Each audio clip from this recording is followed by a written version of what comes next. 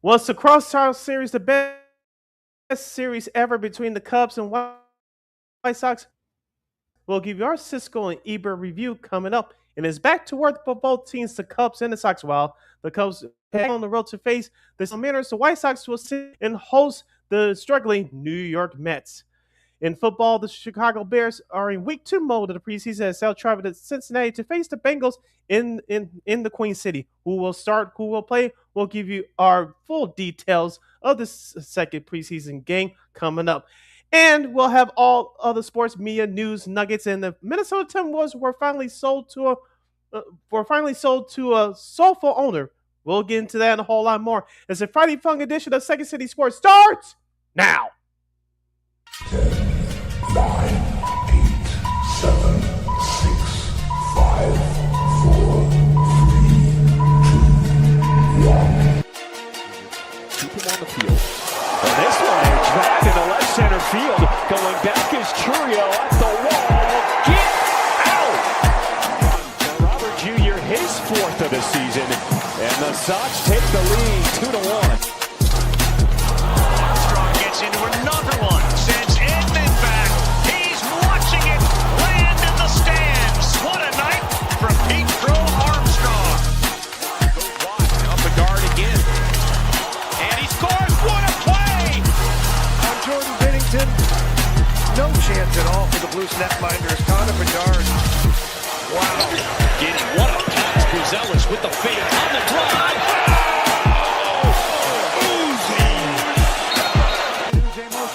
They're blitzing. It's picked up.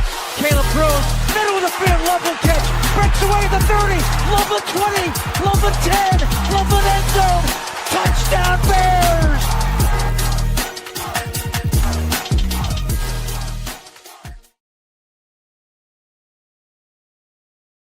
Fun-filled edition of Second City Sports on the hashtag Friday Fun Extravaganza right here on Sports Soul Chicago. LaKeena McGee is she. Sid the Kid here. You know it's me. You can follow yours truly on the Twitter, X, and the IG at SidKid80. Once again, it's SidKid80. That's SIDKID80. That's SIDKID80.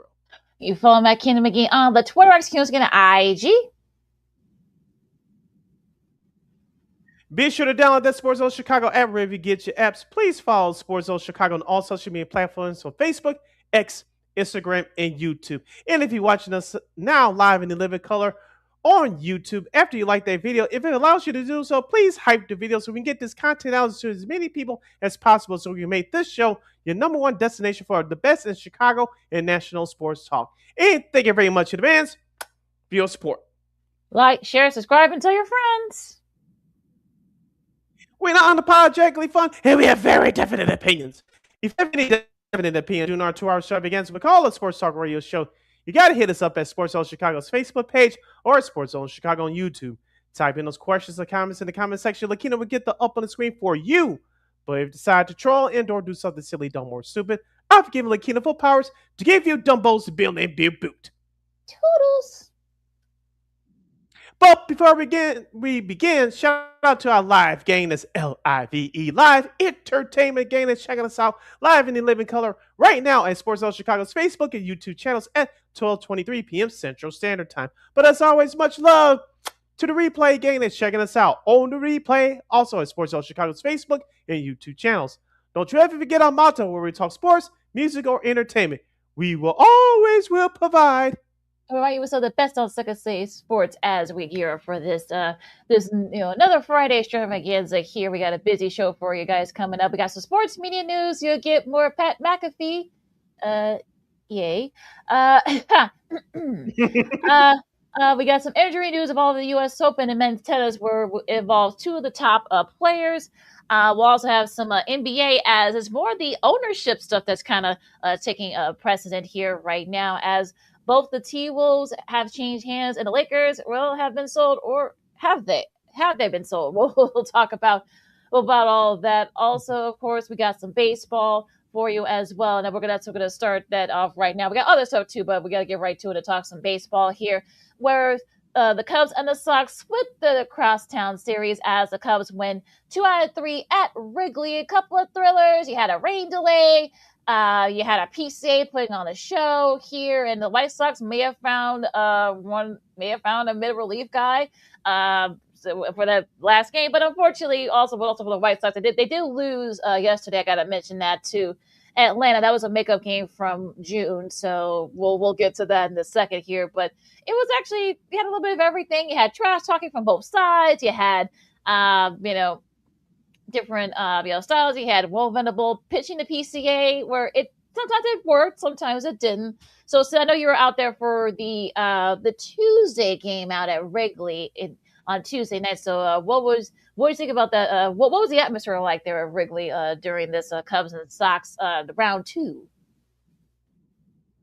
Yeah, I was there. I was there Wednesday as well for the series finale. The Tuesday game, it was very festive as usual. The friendly confines of one of the holy cathedrals in all the sports and all of baseball in particular. Of course, the way that both teams have played this year, it deserved the attention that it got throughout the city. It was a very festive atmosphere. The same for Wednesday as well. But during the actual game, LaKeena, I'm talking about the Tuesday game. The White Sox, the wind was blowing out. I was surprised that not more runs were scored, in particularly for the Sox. But watching Munetaka Murakami's home runs in person has been a pleasure this year. I saw that one on Tuesday. It went very far, and then because I didn't know how far it went until I got home and checked it out on the replay. He hit the bottom on the scoreboard. That was amazing. I was there in 2021 when the year that the White Sox last made the playoffs. It was a lot of Sox fans that were there too at that time, but compare and contrast to where we're at now 5 years later. Even though it is obviously it's a pro Cubs crowd because it's Wrigley, there was a hell of a lot more Sox fans there than has been in recent memory. And I was at home watching the game on Monday, and I heard it through the TV. I want to ask you about what you thought about the television coverage from CHSN in a second. But being there the last 2 days, this past Tuesday and Wednesday, you heard plenty of chatter for the White Sox fans. Anytime they did something positive, anytime they scored runs, they were loud and they were very supportive, and it's something that you appreciate. That's why you like rivalry games like this between the Cubs and the Sox, even though this is more of a fan rivalry, in my opinion. But when you look at Cubs Cardinals, you look at Sox Twins, Sox Tigers. Mm-hmm. When both teams are good, the rivalries are better. So what we saw in these three games, you saw the best and worst in both of these teams, and the Cubs were the better team in this series. But as we talked about from the Sox side of things, they've been down all year. Every time you think you count them out, they find a way to fight back, and they dominated that game with that 3-0 victory on Wednesday.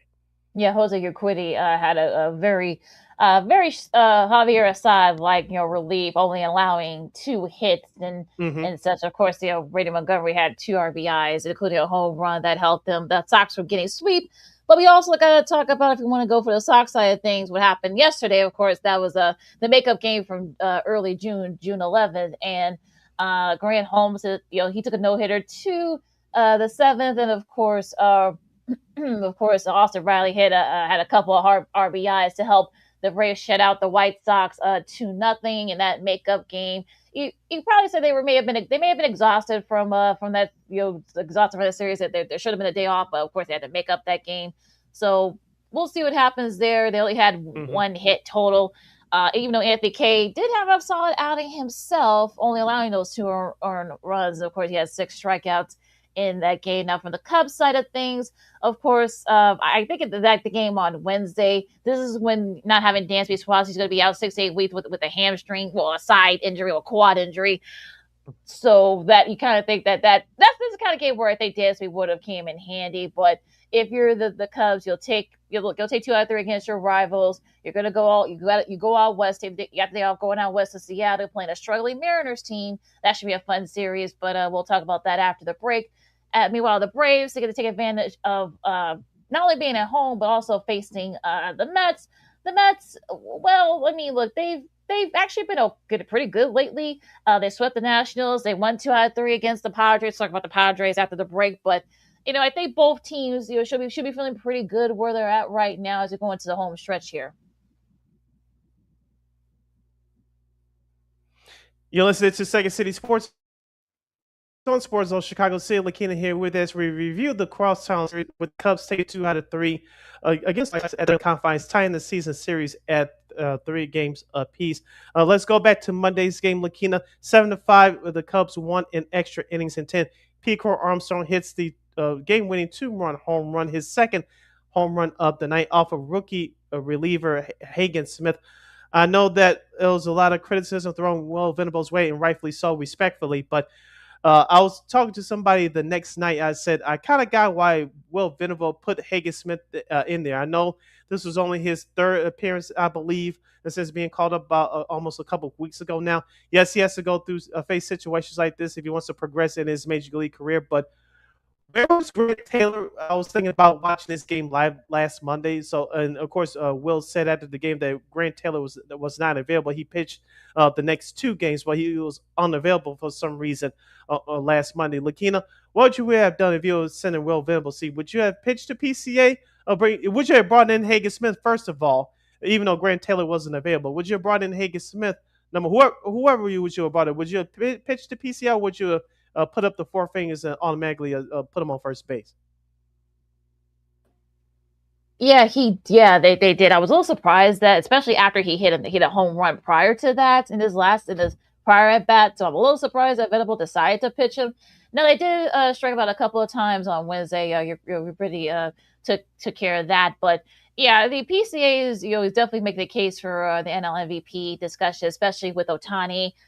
Kind of I don't want to say taking a step back, but he's kind of like not playing as much. And he's not pitching either, so that helps his case a little bit. But it'll be interesting to see what the Cubs do, especially out there in Seattle, and also the White Sox.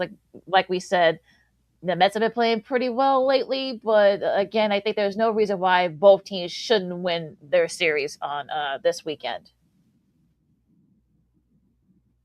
Yeah, we'll give you the preview of both series coming up following this timeout, and we'll give you the best and worst of Major League Baseball from this past week. Pete Alonso's near home run almost helped Baltimore get back in the playoff race. We'll give you what's up with the Yankees or the Red Sox finally. And a certain player on the Diamondbacks did not report to the team, but it's been put on the 10-day IL. We'll get into that whole lot of madness and a whole lot more. I'm Sid, that's LaKeena. More baseball talk following this timeout right here on Sports Zone Chicago.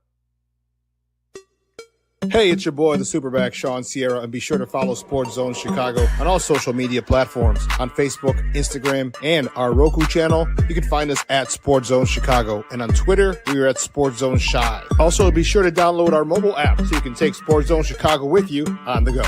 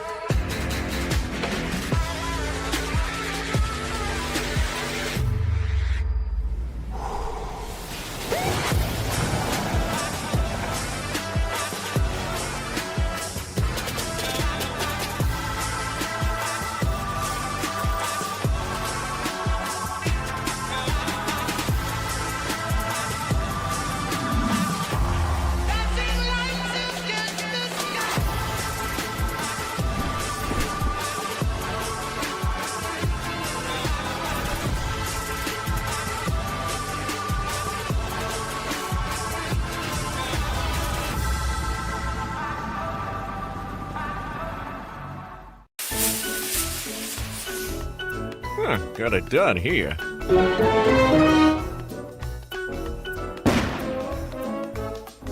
Ouch! And we're gonna make sure you lit this time. Ouch!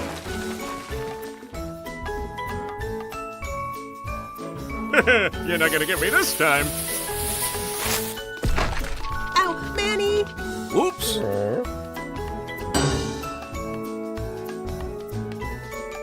Let's try an easy one.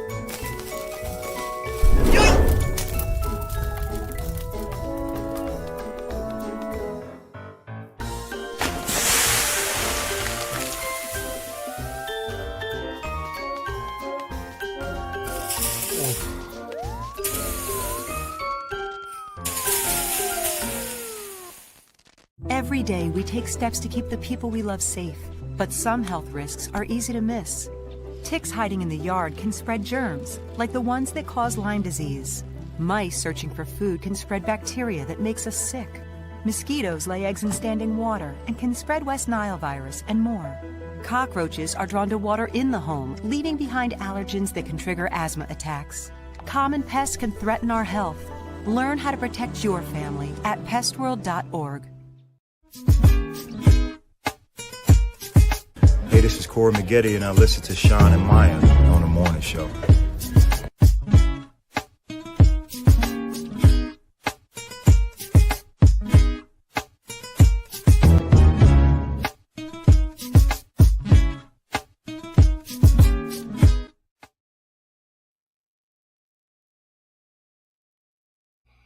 Welcome back to Second City Sports on the hashtag Friday Funk Edition. You're locked and loaded right here on Sports Zone Chicago. Sid the Kid is me. LaKeena McGee is she. You can follow yours truly on the Twitter, X, and the IG at SidKid80.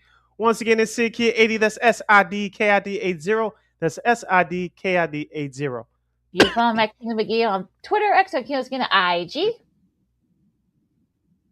As we continue the Cubs, Sox, and the rest of Major League Baseball talk for this half hour, if you have any questions or comments regarding the world of baseball, both locally and nationally, please hit us up in the comment section right now at Sports Zone Chicago's Facebook page or at Sports Zone Chicago on YouTube.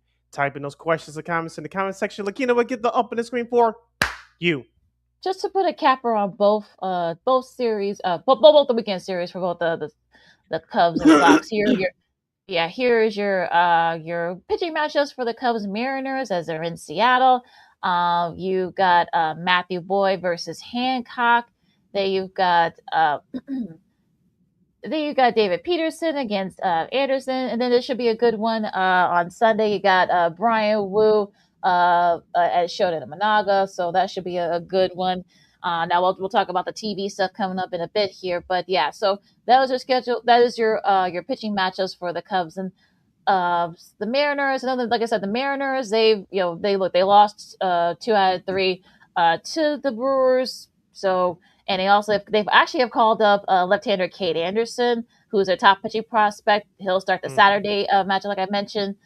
He was a third-round pick back in the 25 draft, so that should be an interesting matchup for with him and this Cubs lineup. So that should be a fun one. But considering that some of the struggles that the Mariners have had, there should be no reason why the Cubs, I should say, shouldn't win 2 out of 3 up there in Seattle.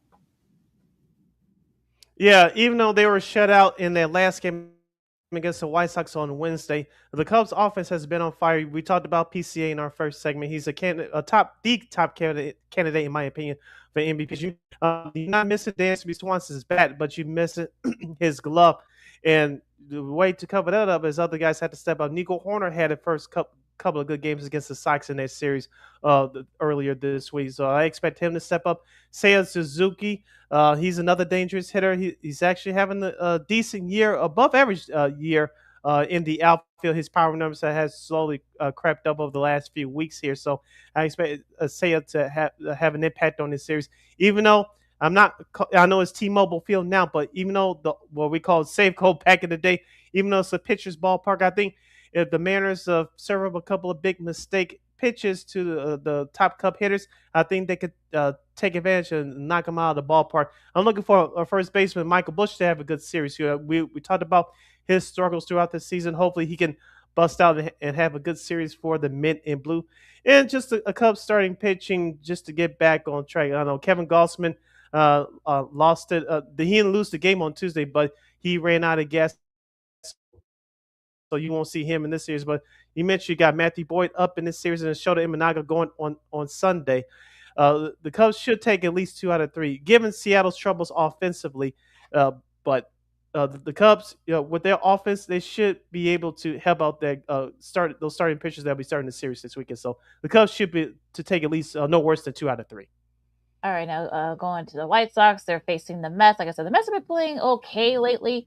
We got Sean Burke against Manaea. That that's tonight's matchup over there at G Raids. Also, you got Luis Castillo against Scott, and no worry who the White Sox will put out there. I'm sure it's probably gonna be a bullpen. You'll probably see a lot more Jose Urquidy. So we'll see if he can, he can Mhm. duplicate what he did on Wednesday against the Cubs and against McLean. So look, it's going to be very interesting. We know that the Mets can be very streaky. I know they've kind of been pretty good since the All Star break. So you're still look. I mean, you're still dealing with Bo Bichette, and also Luis Robert Jr. makes his return to G Rate, former White Sox. And of course, also Lindor as well. So it's going to be a little bit cooler out there. It's going to be a little bit rainy too for tonight's game. So it might be a pitching type of thing, but it could be you might see some bats come alive in this series. Also, too, watch out for the Mets that have one of their start prospects that's been playing for the last couple of months, and AJ Ewing. He's been doing very well for the Mets and bench too. Also, has been doing well for the Mets as one of the young guys in the youth movement for New York. Well, of course, we talked about New York struggles all year long, and right now they're playing. They had a managerial change a couple of months ago. Like you said, they've been playing decent baseball over the last couple of weeks, but for the White Sox side of things, the last home series that they had was last week against the under 500 Cincinnati team. They lost 2 out of 3. I know many White Sox fans say they should be able to take care of Max. Yes, on paper they should, but I'll caution Sox fans that if you're not careful to not just tonight but for this weekend series, you may lose another series to a sub 500 team at home. The White Sox have been one of the best teams at home in MLB this year. The power should return. The Mets pitch is not all that great. Be aggressive, be smart. Will Vimble manage better if they could do those things? I think they'll take 2 out of 3. Frankly, they should sweep the series, but I'll be honest, the White Sox should take 2 out of 3 from New York. And I think Luis Robert Jr. will get a mixture of boos and cheers tonight. So and after that, the Mets and White Sox will play baseball. So it should be an interesting series this weekend. The White Sox are at home for the next 6 games. They have the Mets this weekend, of course, Texas early next week. They should be able. Well, let's take care of the Mets first. They should be able to take care of the Metropolitans. My prediction is 2 out of 3 for the Southside Hitmen. All right, we'll see what happens. Just as I can see, sports on Sports Chicago, keep McGee, Steve Brown with you. Going into the rest of baseball here for the rest of this hour. Going to the AL East, the Yankees have won 4 in a row. They've actually gained some ground on the struggling Rays. We'll talk about the Rays in a second here, but they swept Baltimore, and Garrett Cole pitched to Jim last night. They routed them 6-1. Talking about the Blue Jays, and it looks like they're starting to kind of get it going there. Pete Alonso actually had a drive down left field in the 7th inning that unfortunately he thought it was a home run, but unfortunately it was ruled foul. So that would end up being huge for the Orioles. Unfortunately for them, they lost that game, and the Yankees are starting to get it going. Trent Grisham had his 17th home run in that first game in that Orioles series, and it looks like they're starting to kind of find a groove a little bit. Mm-hmm. Yeah, also too, let's not forget about Cody Bellinger, another left-hander, and of course Ben Rice. I've been telling you guys about him all year. The young first baseman, should say. He's been doing it with his bat as well. Not bad with the glove either, but I still say this until this season concludes. However, it concludes for the Bronx Bombers.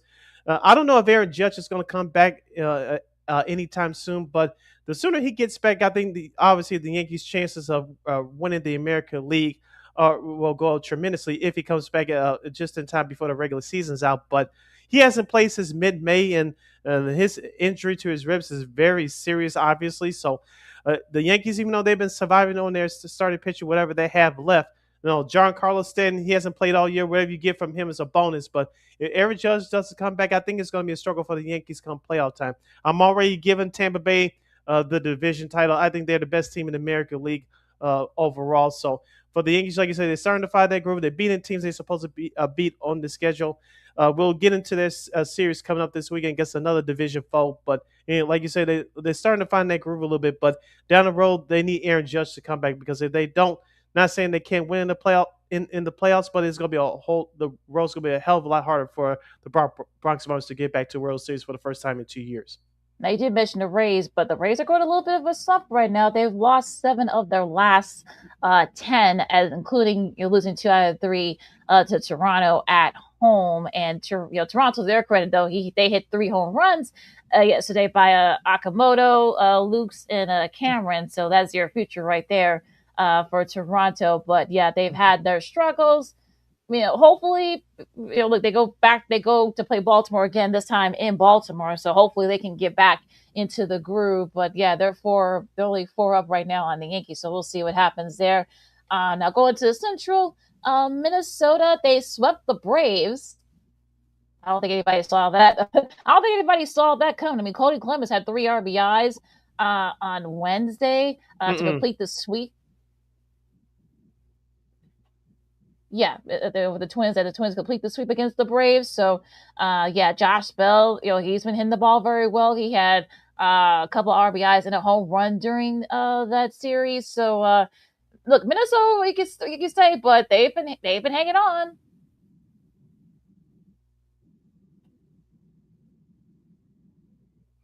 Yeah, you mentioned those big bats they have in the lineup with Cody Clemens and Josh Bell, who's been getting the job done all year at the DH spot. Their pitching has been average, slightly above average here during this recent run, but I still don't see them giving over the hump over Cleveland or the White Sox when it's all said and done. They're just on a little hot streak right now. When they play against better teams, I believe that the real Minnesota Twins will show, and they'll go back and hide underneath that covers. On the flip side, for the Atlanta Braves, they're going through a little bit of a mini stretch right now. Of course, they've been out on the road this week. Of course, you could tell that they wanted to get the hell out of there yesterday by beating the White Sox in the quickest fashion. Of course, they'll stay on the road this week, heading 90 miles up north to Milwaukee. So the Braves are going through it right now as we nearing the dog days of summer in August for a lot of these things. It's just about managing the players' playing time and just maintain that edge. So Atlanta's going through a little bit of a slump right now, but I think they'll be okay. It's just Minnesota's just trying to catch the last lightning in the bottle right now. Well, Cleveland staying in the AL Central. We'll get to the Phillies in a second, in a bit here. But Cleveland, to their credit, though, they won 2 out of 3 against the Giants. If you ask them, they probably should have won that game on Tuesday. It was a pitcher's duel, but Yeah. yeah. But just look, just shout out to Mac Wilkinson in his debut. He had 2 innings in relief, and they helped that helped the Giants hang on to beat the Guardians in that game. Although the Gavin Williams on Wednesday, he struck out 11 and 5 2/3, to complete to get the other match to get that series. So Cleveland, they're starting to kind of find it a little bit here. So we'll see if Cleveland, they got the Rockies, they stay out west and they'll play the Rockies this weekend. So we'll see what happens there. Now Detroit, to their credit, they did lose 2 out of 3 to the Pirates. Now, I mean, look, they're 5 back in that AL Central. Like I said, I don't think the White Sox are going to run away with it. I just don't. So I'm not going to say bye-bye to the Tigers just yet. They could go on a little bit of a run. We know this is how it is in baseball. They got 35 games left, so we'll see what happens. But, yeah, I think that Central is still up for grabs. I'm counting the Tigers out as far as the Central Division title. I'm with you. Anything can happen, but until I see some consistency with the Tigers, I'm not gonna, give them the benefit of the doubt. That team that we saw them that made the playoffs 2 years ago, they put together a run around this time 2 years ago. That obviously is not the same team. Your 2 top pitchers, and Casey Mize and Therese Skubal, no longer on the roster, and Riley Green is currently hurt with that knee. So Detroit is still technically in the wild card race, but I don't know if they can make a good enough a run to take that last wild card spot. I'm still a believer in Cleveland. I'm with you. I'm still a believer in Cleveland. Jose Ramirez is not right. Their starting pitchers, you mentioned that Gavin Williams. I saw a little bit of that game on the replay yesterday. The only reason why Cleveland's still in this thing is because they started pitching. And let's not forget one of their trade acquisitions at the trade deadline a few weeks ago, Joe Adell from the Anaheim Matrix. He's starting to heat up with that bat as well. So that's the only 2 reasons why Cleveland's still in this thing. Minnesota and Detroit, as far as the division, they're out, in my opinion. Well, Minnesota's 3.5 back as we're recording this, so I wouldn't say they're out just yet. Now, speaking of, the AL West, again, it seems like nobody wants to win that division. Every team in that division currently ranks in the bottom 10 in the majors in run differential. That's never happened since they started tracking run differential. That's a stat. So, yeah, yikes is I think that's only one way to put it. Now, Houston, they lost 2 out of 3 to the Angels. Texas, well, they did take care of business against the Nationals, so you give them credit there. That's the only team that actually took care of business. Of course, we talked about the Mariners already losing 2 out of 3 to the Brewers, so I guess you could say Mariners are still 4 back. I don't think does anybody. I feel like I've been saying this for like the last like 2 months or so. Does anybody want to win this division? Yeah, check these numbers out as you mentioned, LaKeena, with the run differential. Every team in the AL West has a negative run differential. We know about the Oakland Athletics at minus 185, the Anaheim Angels at minus 70. Check this out. This is in order from first to third. Your first place Astros minus 46, Texas Rangers minus 46, and your Seattle Mariners minus 46. Who had that in your bingo card at the start of the year? I mean that's just brutal. That division is, and I guess unfortunately this is going to be one of those things, one of those years where the weird thing is they're very below 500. Seattle's 8 games below 500. Houston's right at 500.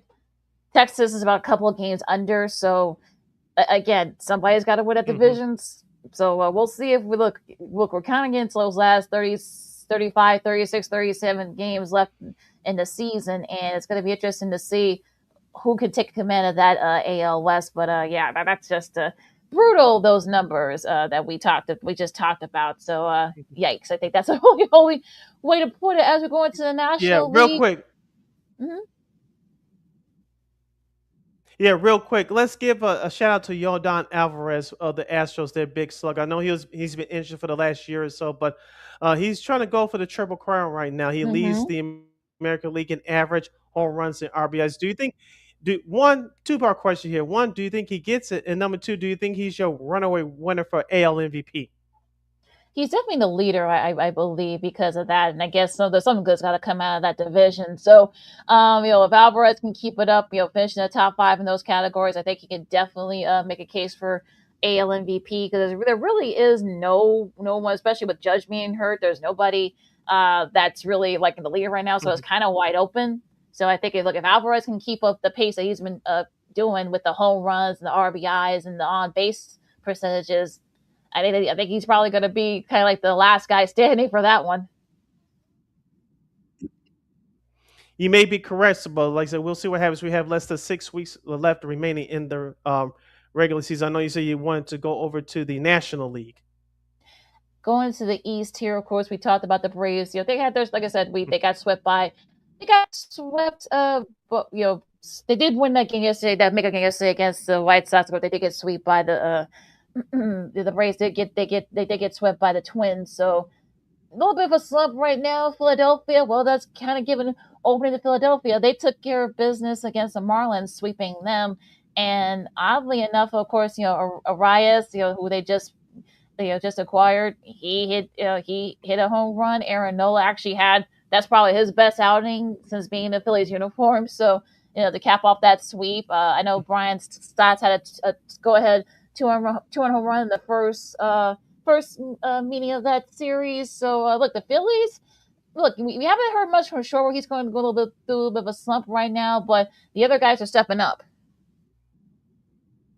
Yeah, we know the names are with Bryce Harper, JT Realmuto, and Trey Turner. But like I says, all the guys. Let's give Derek Hill some credit as well, playing some great center field defensively for the Philadelphia Phillies. Yes, if the name sounds familiar, yes, he was on the White Sox earlier this season. Of course, when Adolis Garcia went down for the Phillies, the White Sox and the Phillies made a deal, and Derek Hill was sent over from the South Side to Philadelphia. He's been filling in very nicely for the Philadelphia Phillies. We talk about their pitch. I know, looking, you have a problem with their middle relief. It may come back to bite them once again in the playoffs, but this starting rotation is solid. You mentioned about Aaron Nola. That's been, in my opinion, his best performance in the Phillies uniform this year.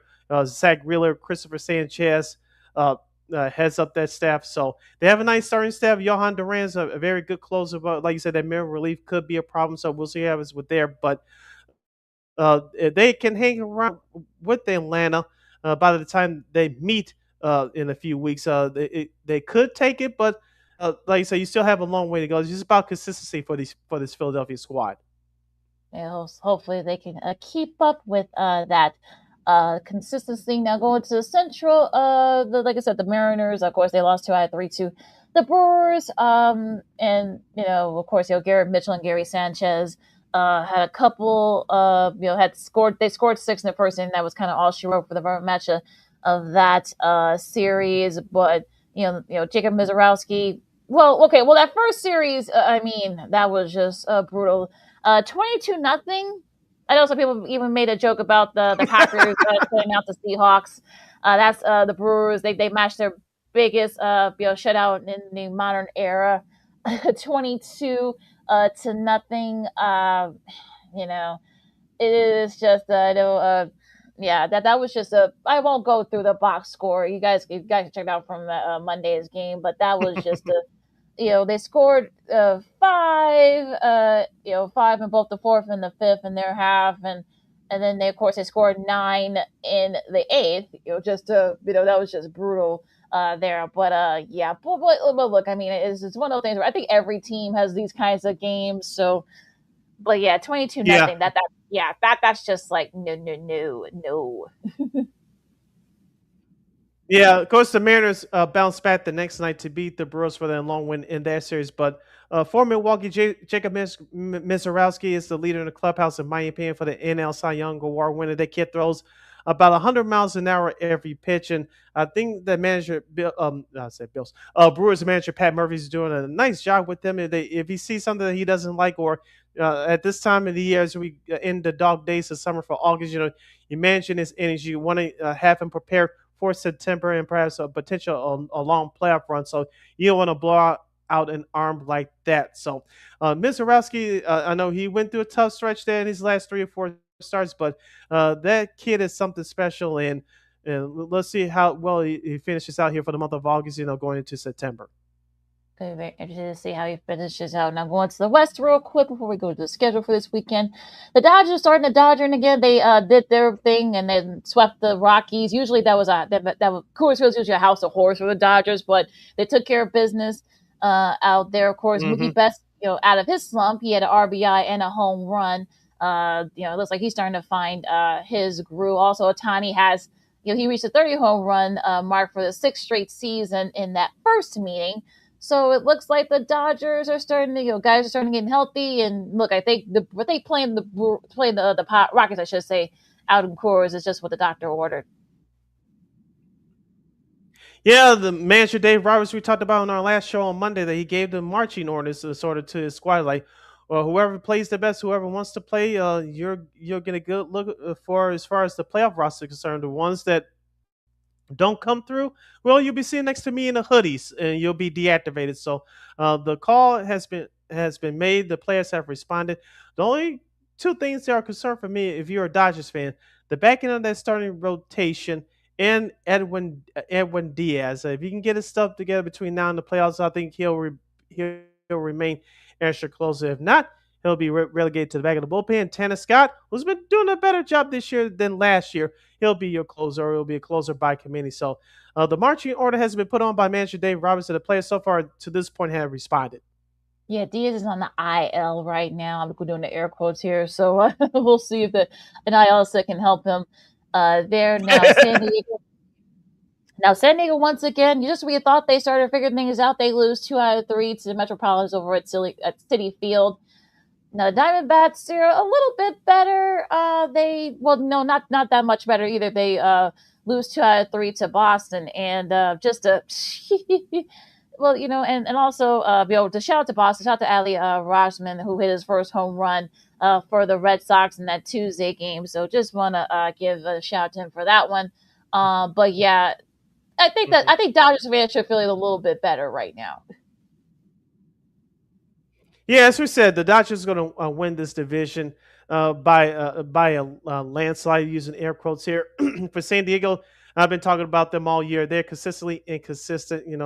A bad series after taking 2 out of 3 in Cleveland. Excuse me. After taking 2 out of 3 in Cleveland last weekend, you come back and lose to a sub 500 team in the Mets. Losing 2 out of 3, that's just can't happen, especially at this time of year. Like I said, Arizona, I brought up in our open that situation with Cattell Marte not reporting to the team, and then now you put him on the IL for 10 days. That's a very strange situation going on right there. We'll talk about, I'm sure, at more down the road. This is just only open up a can of worms, but we'll leave that alone. But the Diamondbacks up to that point, they've been playing very good baseball. I think it's safe to say, LaKeena, your top two is three wild card spots, but I think your top two winners for the wild card spots, just like a year ago, is Philadelphia and Chicago. The Cubs beat Philadelphia by 6 games for that first wild card spot. It's the Cubs first, and then the Philadelphia second. I believe the Padres are hanging on for dear life for that third spot. But I think about realistically about 3 or 4 teams battling for that last wild card spot in the National League.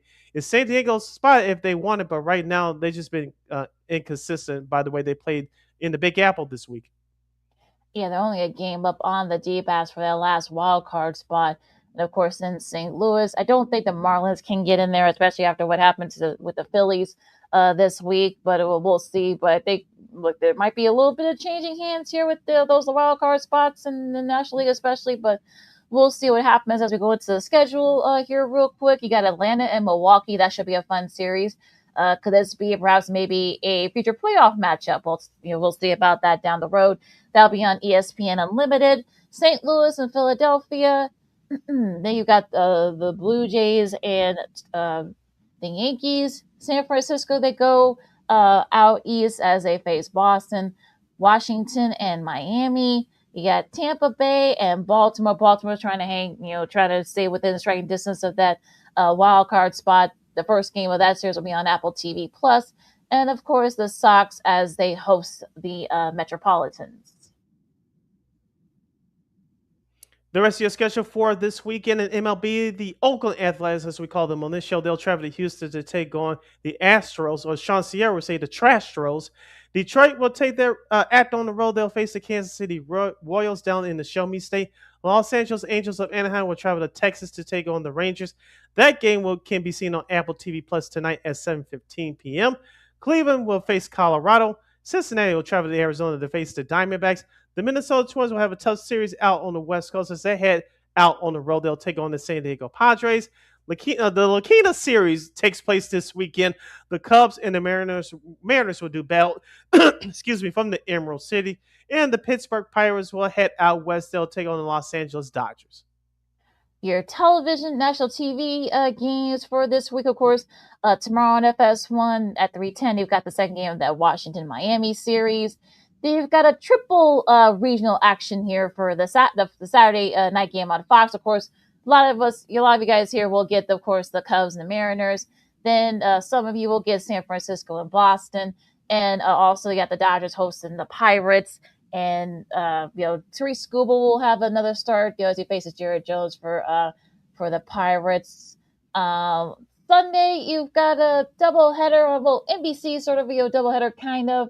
The San Francisco-Boston series that wraps up. And, of course, the Peacock game, the late game will be Cincinnati and Arizona. And, of course, joining Dave Fleming on the call for that one, of course, you've got Jeff Brantley, of course, the reliever of the year from 1990. Of course, 1990 All-Star, was a part of that team that won the World Series in 1990 for the Reds.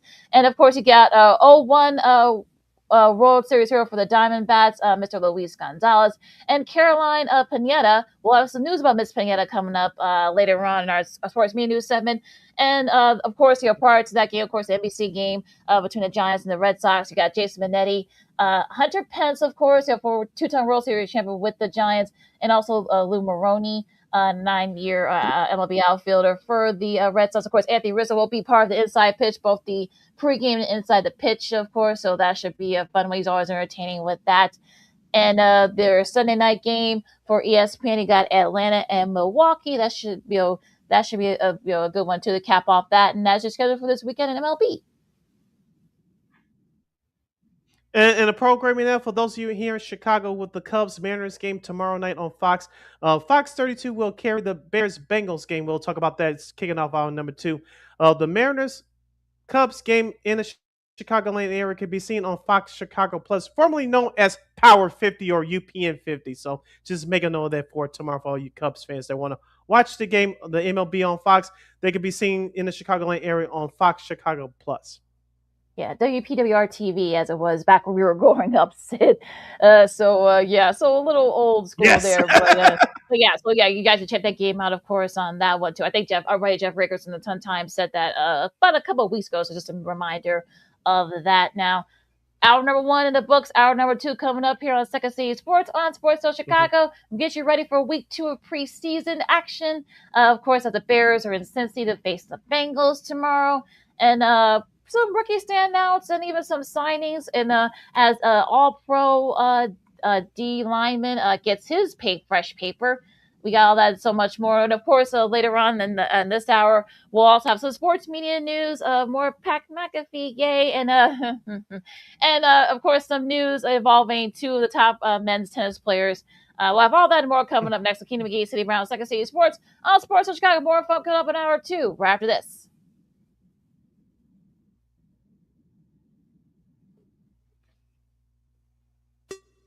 Hey, it's your boy, the Superback, Sean Sierra, and be sure to follow Sports Zone Chicago on all social media platforms, on Facebook, Instagram, and our Roku channel. You can find us at Sports Zone Chicago, and on Twitter, we are at Sports Zone Shy. Also, be sure to download our mobile app so you can take Sports Zone Chicago with you on the go.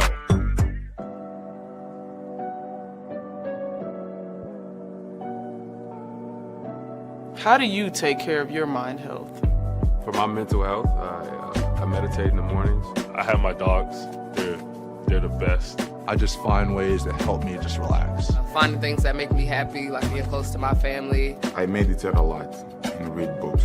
I have hobbies outside of the game. I'm able to switch off. I'm able to turn my brain off from the game of basketball. Your mind health matters. Your mind health matters.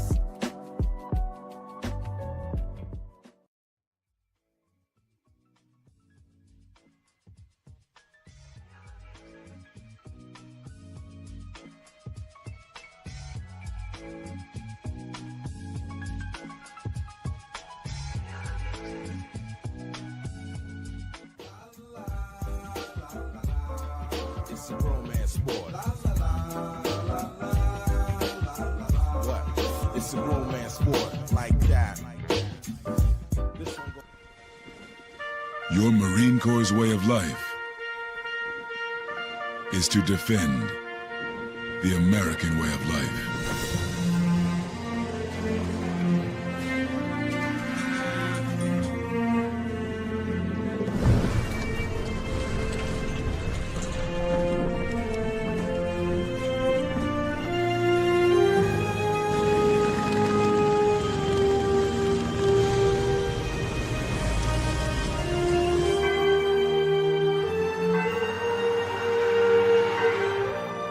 Every day, no matter where we serve, we take a stand for our nation, for each other, for us all.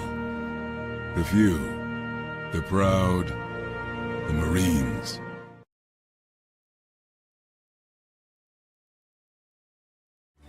Everybody in a work zone is someone somebody. This is my mom. She works for KDOT.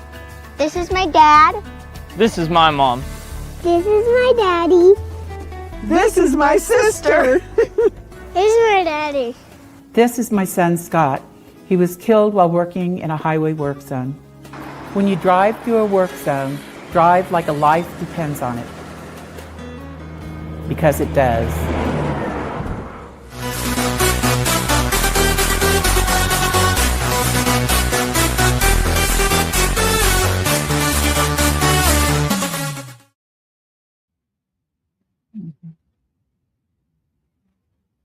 Go back to hour number 2 of Second City Sports, the hashtag Friday Fun Edition. You're locked and loaded, and we're live in living color right here on Sports Zone Chicago. Sid the Kid is me. LaKeena McGee is she.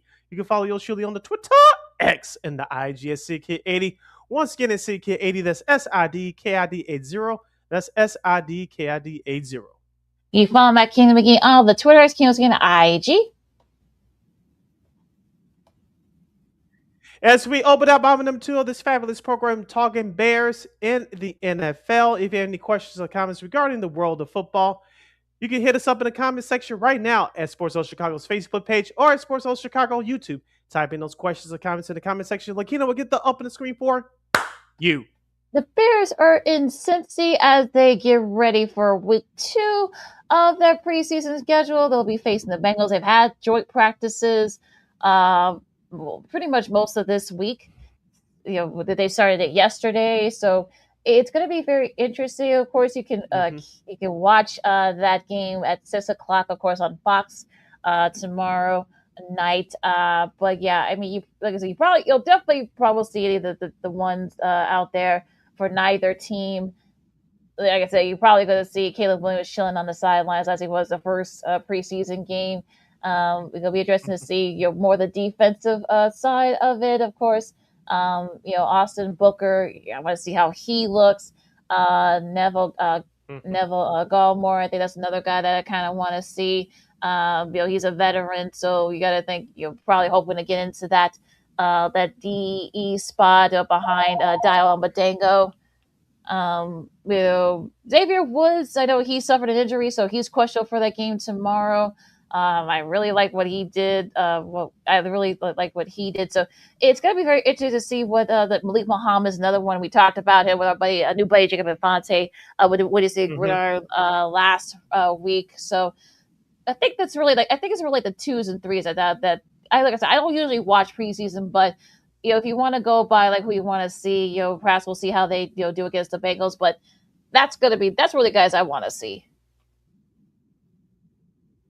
Yeah, it's going to be very important for this Bears team, as we talked about last week. The depth of this team is going to be tested a little bit more, just like last year, because of the injuries that they suffered throughout the roster last year. They're going to be tested more this year. But Tyson Bagent, who was injured in that victory last week against the Cleveland Browns, he and running back Kyle Monangai, they were left back here in Chicago to treat their injury. So you're definitely not going to see both those guys tomorrow night. But I'll start with you, LaKeena, on the defense. I'm with you on those guys that are the young guys that I'm watching for as well on the defense, in particular Malik Muhammad. Of course, he's playing some nickel as the Bears are trying to find a replacement for Kobe Bryant, who's going to be out of 46 months for this upcoming year. He struggled at nickel, talking about Muhammad, but let's see how many reps he's going to get at that spot again. If he's going to get some more reps at the number 2 position as far as defensive backfield is concerned. But I want to talk about the joint practices that they had earlier this week. Of course, Jalen Johnson made a couple big plays, especially on Jamar Chase, the top 5 wide receiver from the Cincinnati Bengals. Of course, rookie safety Dylan Thiedemann had a couple of deflections, including one off of tight end Mike Gesicki. Made a couple good plays there. Devin Bush, as you mentioned, LaKeena on the defense. Y'all know you talked about him last week. He had an interception as well. But on the flip side, for the offense, both offense actually looked good. Joe Burrow did his thing for the Bengals, even though he threw a couple of interceptions toward the end of the last practice. Caleb Williams struggled at the end with the 2-minute drill in the last practice. But talking about Caleb, 3 of his first 5 passes were all touchdown passes. So as we talked about here on so far in training camp, the offense is ahead of the defense, unlike a year ago when Ben Johnson was trying to figure out his roster. The offense, I don't think you have to worry too much about. But the only thing, in my opinion, LaKeena, you have to worry about, and this is one thing I'll be looking forward to watching this on Saturday, it's the left tackle position. Of course, Isaiah Trapilla was activated off the PUP list on Monday. Of course, you have rookie Jarek Willis is battling for that position. Of course, you have his name escapes me for the moment. He was on the roster last year. His name is Braxton Jones. Thank you, Braxton Jones. I know he's technically has that spot right now, but let's see what happens with him. Of course, you have Theo Benedict, who's battling for that spot as well. So, who's going to see the most reps at left tackle on Saturday? That's all I'm going to be watching for as far as offensively for the Bears are concerned. Yeah, I know Saquon Barkley. I know the Patriots and Eagles had joint practice. I know he said it was something bad. He's not a fan of joint practices. I can understand why, because you're not really releasing too much. You're not going to really, lit out the playbook all out. You're just kind of seeing like in the feel of things. So, I think joint practice are always interesting because you look you don't like. I know a lot of guys don't like hitting each other, so like you got to hit somebody. But even there are rules that you can't go too far because we've seen some guys get hurt during those joint practices. So that's probably why Saquon Barkley said he hates them. But yeah, I mean, look, it's fine. Look, Thiemann looked okay. But again, I don't. You're not going to see a lot of the playbook being thrown out on either of these teams. So you're like, okay, you got a chance to actually hit other guys. That's not on your team. So joint practice are always look at I think it's more like for the for like those mid round, late round guys or dreaming guys that I talk about. So whatever. And the whole thing about of course, Ben Johnson said that he wants the Bears to have the best offense ever. Well, as I'm gonna keep saying it, you better get your defense together because I know Kyler Gordon was watching those joint practices, but he's not out on the field yet. We need them out. We need him out on the field. So I think being the best offense doesn't mean anything. It doesn't mean dilly squats unless your defense can actually be kind of like right at the mid level. So he probably should not have said that. And also, too, of course, like the names we mentioned, of course, it'll be interesting to see with Thiemann and Jalen Johnson, Tyreek Stevenson, that secondary. That's still a very big question mark. So for me, look, if those back end guys can have to make it respectable, I think you could be okay if you're the Bears. But at this point, it's just like it's a lot of lip service, in my opinion. And for the defense, Beanie Bishop who had 2 interceptions last week. Can he follow up with another good performance against the Bengals? And on the flip side, offensively, Caden Davis had a good game. I think you have about 3 or 4 guys up for that last wide receiver spot. Remember Scotty Miller, who was on Tampa Bay a couple years ago when Brady and them won the Super Bowl. Of course, he was with Pittsburgh the previous 2 years. He's on the roster now. You still have a couple other backup running backs that you have to get a look at that you could slide them in at that 4th, 5th receiver spot. So that's another position that's up for grabs as well. So there's a lot of things that Ben Johnson has to look out for Saturday. As you mentioned about these joint practices, I know there were some things that he didn't like either as far as the tempo and the undisciplined the undisciplined actions that he saw, but they were way worse last year. But they committed 2 penalties for the entire game last week. Hopefully, the operation is solid that they can play disciplined football again this week. I know he also said that he wants to be the team that the league fears. So we'll see what happens there. But it's just that it's all about learning the ins and outs of the playbook. Gelling together, learning the system, and just executing the plays right. And that's hopefully we'll see it for the Bears tomorrow night. Well, and also too, I think people also got to remember the Bears not going to surprise anybody. You surprised a lot of people last year. More teams are going to be on guard. Also, more defense is going to be on guard.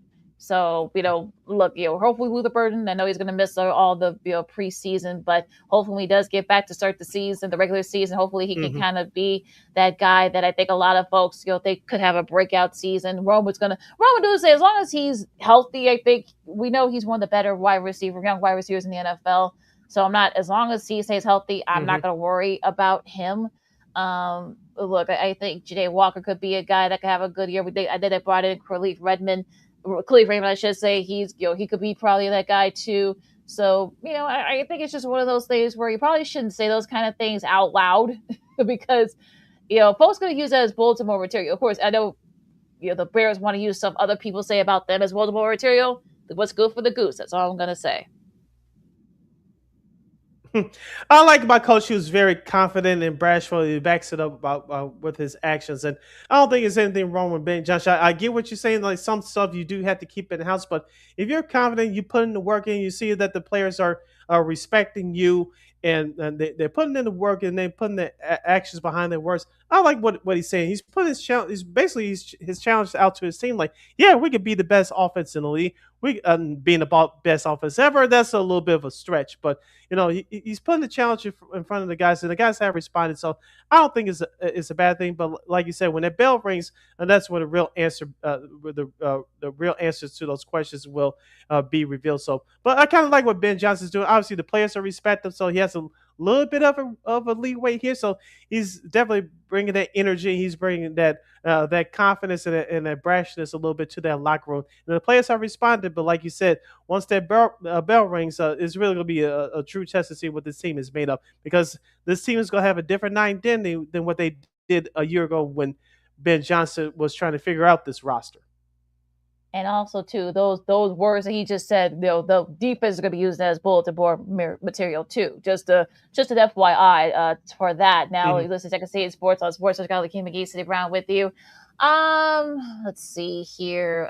Going into the rest of the NFL, we'll just, I guess, we'll just do. There were two games last night. We'll just take care of the 49ers and the Chargers. Mac Jones, of course, he had 89 yards passing yards. Sincere, no, that's his real name, Sincere McCormick. He had 53 rushing yards and a TD. He could definitely. He's one of those like back end, guys, kind of those journeyman guys. He could be another one of those running backs, especially if Christian McCaffrey is kind of struggling, struggling a little bit. So they're going to need somebody like him to kind of pick up some of the slacks there. On the flip side, for the Chargers, of course, Digital Lillier had a nice showing. He had a TD pass, of course, in 80 yards. Of course, the second year QB from Clemson. So he could be a guy that perhaps we could back up. I know Trey Lance had his struggles last night. Ain't no doubt on the flip side, though, going to the Raiders and the Texans. I had in their thrilling game. Aiden O'Connell, of course, the veteran, 5-year vet from Purdue. He had led them to the game-winning drive. Of course, the Raiders as they beat them, and it's kind of it's kind of funny because Coach Kubiak, like I said, his dad didn't have to deal with this, but I'm kind of it's kind of funny that he's keeping it in a kind of very close to the best. So I don't know who's going to start. Will it be, of course, Fernando Mendoza or of course Kirk Cousins? I think he's kind of taking a cue from what his dad never had to do with that. His dad never had to do with that. So, that's true. No, he never did. He never had. He didn't really have to. But yeah. So he's gonna go buy some other mentors from back in the day. He's gonna. Yeah, well, we know it's probably gonna be Mendoza, right, Sid? Yeah. I think at some point, if Mendoza doesn't start the season, it will be him by the midway point of the season at the earliest. Of course, we talked about Kirk Cousins. He looked great last week in the opening drive in their preseason debut against the Arizona Cardinals. I know that Mendoza threw a pick six last night. Unfortunately, that's going to happen as he's trying to find his way in this league. But the Raiders, I'm not going to sit here and say they're going to be a surprise team, but they could be just slightly better. In that ugly, but it could be a very competitive AFC West. Of course, you still have the Chiefs, you have the Broncos, and you have the LA Chargers there as well. So the Raiders could improve, but they'll probably get lost in the sauce once again. On the flip side for the Texans, they're just trying to get back to the playoffs. They had all the guys healthy, ready to go when that bell rings in September. So, so you can't take too much away from it. Last night, Houston, it's all about the individual players at this point. Well, especially your second or third stringers, who's going to be those impact players from that group of players, and then for the Raiders is always trying to rebuild and set the new tempo with the new head coach. I wanted to ask you, LaKeena, do you care about this or not? ESPN debuted this new scoreboard bug last night. Did you even care at all, or okay? I mean, I'll be honest with you. I'm like, okay, whatever. I was gonna say, like, it looks fine to me. I don't like why people were making such a big deal about it. I mean, okay, the color's a little bit more bolder, it's a little bit more, like more pop, but okay. I mean, look, if you remember all the way back to the early years of Monday Night Football, even in the 80s, they didn't have the score button. So the fact that you have a score button at all is never a bad thing. So I know people were making a big deal about it on X, but I'm just like, okay, that's nice. Yay, score bug. Yay. Okay. I didn't really care. You listen to Second City Sports on? Yeah, same here. You listen to Second City Sports on Sports Zone Chicago. LaKeena here with you, talking Bears, talking preseason National Football League action. We'll give you the rest of the schedule for this weekend coming up in just a second. But speaking of folks carrying this earlier this weekend, both the players from both sides got into some ugly fisticuffs. It was so ugly that NFL Commissioner Roger Goodell decided to fine both teams $500,000 apiece. Yeah, I mean, if you're gonna do if and like I said, this is the reason why we call him Barkley. He even said this is why they they hate joy. He hates joint practices because look, I think it's one of those things where look they just started doing the joint practices thing just a few years ago. And it's sort of a way to kind of like Mm-hmm. it's kind of like get guys of course we talked about it like a couple of months ago. Guys get restless. You don't want to hit someone besides somebody on your own team. And that Cowboys Saints fisticuffs from Wednesday was just like what it just seems like a lot of like school, like middle school stuff, like really like who that, and then you read about what started it and blah, blah, blah. I felt bad for Coach Sean Harmon and Coach Moore because it's just like, what really? Look, we know things happen and such, just like, unsportsmanlike behavior, whatever that you call it that. But, but I think it was because of a tackle. Somebody thought it was it wasn't, it shouldn't have been legal. And of course, someone starts hitting and then like everything kind of went haywire. And, I'm sure the owners of those teams were not happy that they got fined for that. But, it's just like, okay, that was just silly what happened earlier this week. Yeah, excuse me. There's situations like that with the veterans on the field. They're trying to make their mark to keep their jobs. With young guys on the field in situations like that, you have some young guys that want to make an impression on the older veterans on the team. And then, like you said, some players will take some things the wrong way. Some guys out there trying to quote unquote start stuff so you can have that camaraderie, set the tone for the identity for your team. Then, like you said, stuff like this happens. But of course, you have referees that usually ref these scrimmages. But like you said, sometimes these things happen. But you have to take control before the stuff really erupts. Well, also too is for the players to have some self control as well. It goes on both ends here. Yeah, I mean, I think one guy body slammed somebody into the ground, and one guy tossed his helmet at somebody, and that led to another fight and another pushing and shoving. And I think that's inexcusable. The helmet tossing. Yeah, I mean, it's one of those days where, and then punches were thrown on both fields, of course, with the offenses and defenses, core like they're practicing against each other. So you're just like, and then of course they had to stop play like I think about a dozen times from the stuff I've read. So yeah, so it's just like really what look, I get that there are some guys, you got the journeyman guys we talked about who want to make their mark. They got the veteran guys that want to keep their job, and it's just like it just seemed a little bit juvenile to me. Like I've seen high school teams, treat each other better after a physical game like that. So the fact that these guys, men can't even like do a scrimmage, and they're like, what really? What are we doing here? Yeah, but so hopefully things are much more under control for everybody, for all the other teams around the league as we get into the middle part of the preseason schedule here in the National Football League. Speaking of the schedule for this week, tonight we have 3 games. The first game can be seen live on NFL Network at 6 p.m. Central Standard Time as the New York Jets will take their show on the road to Pittsburgh to face the Steelers. I think it's safe to say that the Steelers will not have any other starters, i.e. Aaron Rodgers and everybody else. So that I think it's safe to assume there. Of course, on the flip side, the Jets and they are trying to rebuild from a terrible 4-win season last year. At 6:30, we'll have the Panthers and the Jaguars from Jacksonville.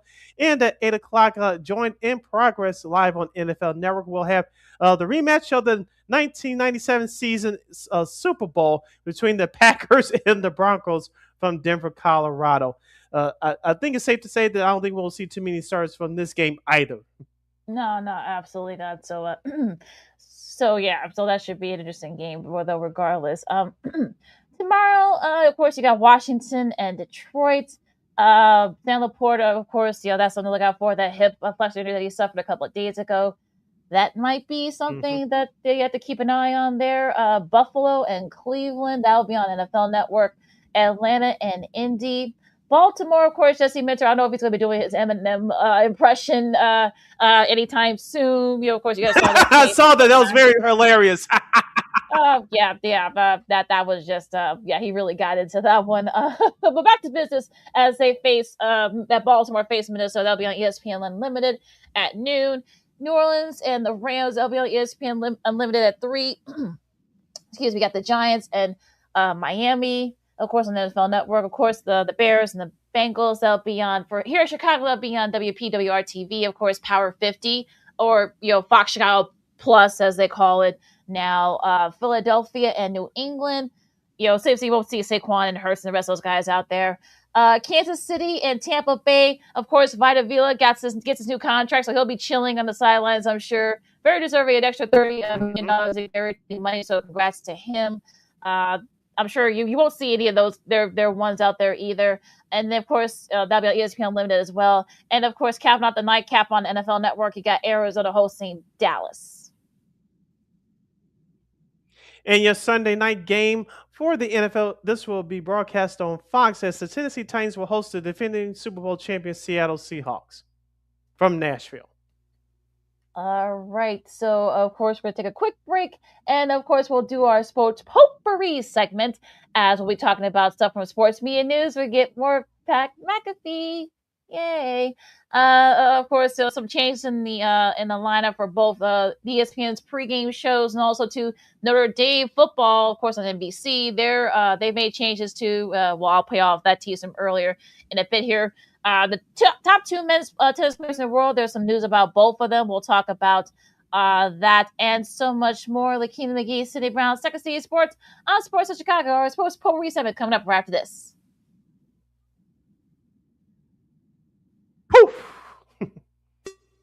Hey, it's your boy, the Superback, Sean Sierra, and be sure to follow Sports Zone Chicago on all social media platforms. On Facebook, Instagram, and our Roku channel, you can find us at Sports Zone Chicago. And on Twitter, we are at Sports Zone Chi. Also, be sure to download our mobile app so you can take Sports Zone Chicago with you on the go.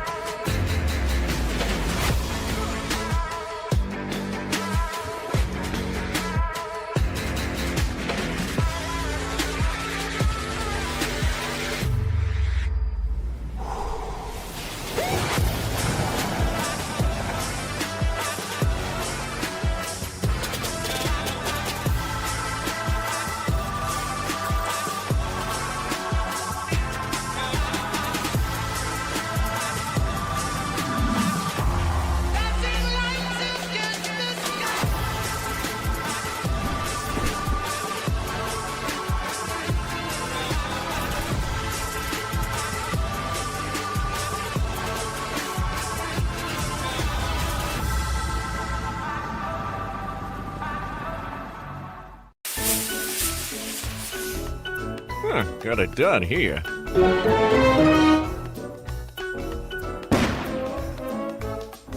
Ouch! And we're gonna make sure you lit this time. Ouch!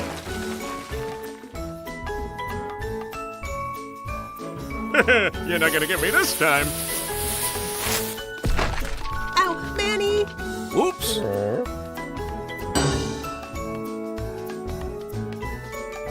Let's try an easy one.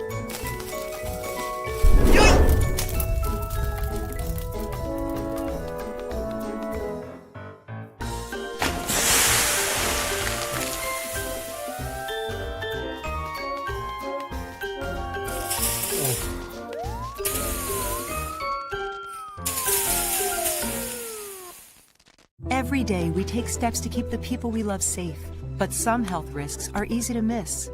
Ticks hiding in the yard can spread germs, like the ones that cause Lyme disease. Mice searching for food can spread bacteria that makes us sick. Mosquitoes lay eggs in standing water and can spread West Nile virus and more. Cockroaches are drawn to water in the home, leaving behind allergens that can trigger asthma attacks. Common pests can threaten our health. Learn how to protect your family at pestworld.org. Hey, this is Corey McGee, and I listen to Sean and Maya on the morning show.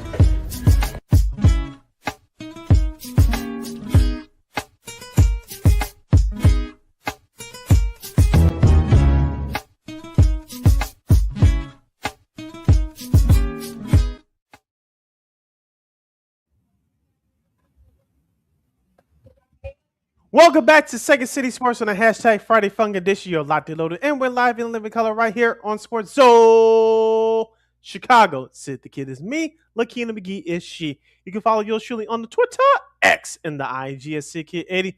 Once again, it's SidKid80. That's SIDKID80. That's SIDKID80. You can follow LaKeena McGee on the Twitter, X, again, IG. This is our last break of the show for today and for the week. So if you have any last minute questions or comments for us of any of the topics we discussed thus far today, we had the Bears, Cubs, Sox, Crosstown, baseball, and the rest of the NFL. And we'll have some sports media news delivered to you guys here coming up in a bit. So if you have any last minute questions regarding any of the subjects we discussed thus far in today's show, you got to hit us up right now at Sports Zone Chicago's Facebook page or Sports Zone Chicago on YouTube. Type in those questions and comments in the comment section. LaKeena, we get the open screen for you. To the NBA, of course, James Harden has agreed to a new 3-year deal worth $97 million to stay with the Cavs. And well, I guess if you want to call it a fleece, if you want to call it this or that, I know he joins a pretty exclusive club of players that are some of the highest career earning players of all time. He'll have about over $500 million by the time the 28-29 season ends. Of course, Kevin Durant's at the top. You got LeBron James and Steph Curry, Paul George, Joel Embiid. That is your top 5. Harden would be number 6. Of course, you got Anthony Davis, Giannis, and a couple of other guys that make the top 10. So that's just just a little bit funny how all that kind of like shaped out there. Yeah, I know that James Harden gets a bad rap for not coming through in the playoffs, and I think that reputation, unfortunately, has been earned on his behalf throughout his career. He's never been one of the best top 5, top 6, 7 scorers in his era in the NBA. He's definitely a basketball Hall of Famer, but I think that for the Cleveland Cavaliers, this is a recovery piece of not bringing LeBron James home. Of course, LeBron took his talents to the Philadelphia 76ers. So who could we see pair up with Donovan Mitchell? We just saw this past year, and that's James Harden. So they had to get a superstar to pair up with Donovan Mitchell once again. So we saw that Cleveland had a good year last year. They upset Detroit last year in the second round of the playoffs. Of course, they got blasted by the world champion New York Knicks now in the Eastern Conference Finals, being swept out of there. So I think Cleveland can tighten things up in the back end of their bench here.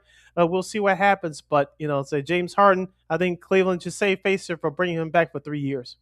Yeah, I think that's definitely the reason why they brought him back. So, yeah, we'll see how this goes. We'll talk more NBA down the line here. Now, on the ownership side of things, of course, you thought that maybe the Buzz family, of course, they had most of their intention to sell the remaining shares of the Los Angeles Lakers. The 5 of the 6 are United. Of course, Jeannie Buss seems to be the lone holdout here. She, the current governor of the team, and she's abstained from the vote to sell.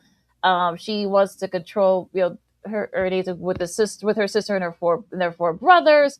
So it's going to be very interesting to see, I guess, if this could go to court. So yeah, I know, of course, Mark Walter, we talked about it last week, of course, sold the majority of it to, of course, former Disney CEO Bob Iger and Josh Kushner for $12.5 billion. So now I guess she's Shiv Roy, and for people, if you watch Succession, you'll get that reference. But it's just like, I guess it's about to be a mess with the Lakers and his ownership group. Of course, the history behind the Buss family, how the late great Jerry Buss, our father, bought the team in the late 70s. Of course, he was a real estate guy, and of course, it was a family business that all the kids grew up working for their dad throughout the years. Of course, there's been drama throughout that family too. On the flip side of that, but is when you're used to doing something for so long, and someone tells you like, you can't do it anymore, it's over, you have to give it up. You're not gonna go out without a fight. You're gonna hold on to something that has been your identity for basically your whole life. So I'm not surprised what's been happening here. It's all about money. It's all about greed. It's all about control. But like you said, we just opening up the surface on all of this. So, like I say, we'll see what happens. But Jeannie Buss, he's been working around the Lakers and the NBA her whole life, and she's going to leave with something. I guarantee you that. So, people thinking she should just give it up and just walk away quietly, that's not going to happen. Maybe I'm looking at things the wrong way, but she's not going to go out quietly. I guarantee you that. Yeah, it's probably just one of those things where she probably wants a nice little check, if you will, to sell the safe. Maybe give her a couple hundred million to perhaps maybe walk away from this deal. I'm sure they'll figure it out, but you hope that you don't want it to be a legal mess and that goes on for months. I think, especially with now LeBron over in Philly, you want to try to get that stability and perhaps maybe see if you can try to rebuild, with Luka and Austin Reeves and the rest of the new Lakers squad. So I think it's going to be one of those things where I think they'll figure out something. I just don't see this going on, for like months, if not years. Yeah, I know there's been some stories out there too about how Mark Walter got some of his resources to buy the Lakers and then of course sell them. So I said that angle of it, people should pay attention to as well because he only owned the team for 9 months and then he sold it to Bob Iger. So there's some fishy things on how did he receive his funds to, to buy the team and to sell the team and how that process all came about. That's another angle that people should pay attention to as well. All right, now something a little more stable is the Minnesota T-Wolves. Of course, that and of course the Lynx as well, the WNBA team. Mark Saad, who was already a minority owner, a significant minority investor in the team and the ownership group, of course, but they bought. Will retain, of course. He decided will get the majority and controlling owner, also the largest shareholder of the T-Wolves and the Lynx by buying the majority of co-owner Mark Lorsch's stake in the two franchises. Of course, those are valued at $4.5 billion. Laura will retain a minority investment in the team. Of course, A-Rod, Alex Rodriguez has decided to increase his equity stakes. They haven't made it clear how much. I think I've heard like maybe 20% or so, maybe like the most 15 to 20%. So still have a little bit of a say on that. Laura will take a step back from his co-ownership and co-chair role to focus on his IPO, his food tech group, a Wonder Group, over the next year as they do this transitioning of changing majority ownership hands and such. So at least, of course, this features the T-Wolves, the group, the team, of course, GM Matt Lloyd, and of course, Chris Finch, the head coach, and of course, Cheryl Reeve, the coach over there with the Minnesota Lynx. So what do you think about that? But this one's a little bit more sustainable, though, a little more, not too much legal wrangling. Yeah, like I said, very much more organized, less drama, unlike the story we talked about just a moment ago with the Lakers. And I just find it interesting to see. I know we're living in a different landscape and a different economic climate for sure in our country. How much of these franchises are being sold for? And we talked about it with the Lakers. Yeah, it was all inflated, overrated a little bit. So be it. But if someone was willing to put up the money for it, they'll buy these franchises. They'll just bringing it back here to Chicago. If the McCaskies ever should sell the Bears, it's definitely going to go for a big chunk. Of course, you're going to have people lined up from here to there to buy the franchise. So we're seeing the transition slowly with the White Sox. I know there's been news about putting the Amtrak station over there near the 78. We'll get into that more. Get into that more on our next show coming up on Monday. I know our friend of the show, Josh Nelson from the Sox Machine, has been following that. I know there was a meeting with the residents of Bridgeport last night. Like I said, we'll get more into that on our show on Monday. But the market value for these franchises is at a skyrocket pace. But at the same time, people have the collateral and the capital to put up the money to buy these franchises. Groups of people will do it. Yeah. So. So I think they still got to vote. The board of governors got to vote. I think in mid-September. I think the 15th. So nothing's official yet, but it looks like all signs for it will be official. So we'll see what happens here. But like I said, this one seems a little bit more less dramatic of changing hands. And of course, like I said, Stott is already a minority owner anyway. So that kind of keeping it in house is probably not a bad thing when it comes to those things. And also, it seems a little bit weird that that all these teams are kind of like changing hands over the years. But look, I guess the market and with everything going on, I guess it kind of happens, I guess. Yep. You're listening to Second City Sports on Sports Zone Chicago. City LaKeena here with you as we continue our sports potpourri segment. Hit the comment section on any of the subjects we discussed thus far on today's show at Sports Zone Chicago's Facebook page or at Sports Zone on Sports Zone Chicago on YouTube. Type your questions in the comments in the comment section. LaKeena will get the open screen for you. Now let's transition over to the world of tennis. LaKeena has some news for us there. Yeah, Yannick Sinner, of course, the reigning two-time Wimbledon champion. He posted on his social media a few hours ago that of course the knee injury has kind of been bothering him. Like you can tell it kind of bothered a little bit in the final, but of course he said that and it's been a couple of days that he's been trying to get into it, but he said he's just isn't going to be able to, especially with the U.S. Open is about to start next week. I think it just isn't going to happen for him. So unfortunately, he won't be able to kind of try to get that title. So that's going to be interesting to see what he does. He'll take care of that knee. It's really more of a pain management thing for him now. On the flip side of Carlos Alcaraz, who hasn't played in almost like 4 or 5 months, he says he's going to play in the U.S. Open. I kind of wish that he played in one of the U.S. Open series to see if he did to test that knee out, because the wrist, I should say, was a risk for him, and we know that look, you use your wrist to play tennis.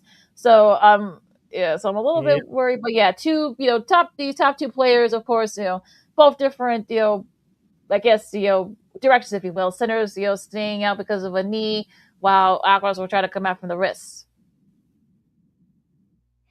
Yeah, like you mentioned, you need just about every part of your body to play tennis, not just with your hands, but your wrists and your elbows and your shoulders and your legs and your feet as well.